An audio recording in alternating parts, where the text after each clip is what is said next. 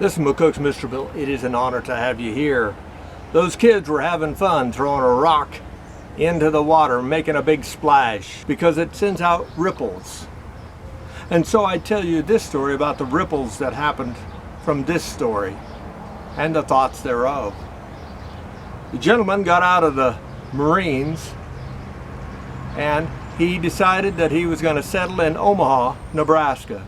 And there he was going to start his own bar. He was going to open a business on his own. The risks this last summer with the riots and everything that were going on, his business was in that area. Concerned, he and his father went down to make sure that their business was as safe as possible. But when they got there, the windows had already been broken out and there were mobs around. As they got out, his father, an older man, was attacked by the mob. And so the ex-Marine did what he had to do, and he got there and tried to protect his father, but it was not working. The mob just outnumbered them so greatly. So he pulled his handgun. The Marine, ex-Marine, had a handgun and a license to carry. And the crowd backed off a little bit, but as they backed off and he was trying to get his father and he back into the car and get out of there, somebody came up from behind him and grabbed him with a chokehold behind him. And the chokehold, there was no question that if it continued, it was going to kill him. If they killed him, they'd probably kill his father, without question. It was about as dangerous a situation as you could run into. Basically, it was combat. It was a combat situation. He did what he had to do. He took the handgun, put it behind him, and pulled the trigger and killed the man. And killed the man that was trying to choke him to death. Video of it clearly showed what happened. The county attorney, that's right, he said, okay, he said, self-defense. He said, what else could he do? And he would not press charges. But the news media, the modern brown shirts news media, they demanded blood and justice in their line of sight.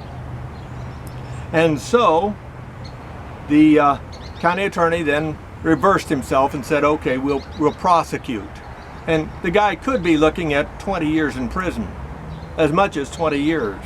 For defending himself and his father from a raging mob, an insane raging mob. The gentleman had to hire an attorney to try to defend him, and that was costing him massive amounts of money, not counting, he wasn't able to be there to repair and try to get his business to go, but with COVID going and everything else, it wasn't going to work.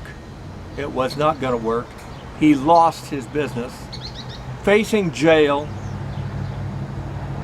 and he had taken just so much, he committed suicide. Now, as tragic as that story is on the face of it, I see something else more tragic. I have friends that were in the military, specifically the Marines. They said once you're a Marine, you're always a Marine. And Marines protect each other. I said they protect each other. Currently, there are 183,000 Marines, active duty Marines for the United States. And that force, and I said force, could have very easily said, let him go, drop it. If you want to do anything, give him an award for saving his father and his life, fighting a mob. He was in combat that night. Give him an award, if anything. But they said nothing. The Marines that were supposed to stand by their own failed. Just as the state of Nebraska did not stand with a man that had been attacked, nor that city. It speaks very poorly of the Marines, of the state of Nebraska, and of Omaha to have ever allowed that to happen.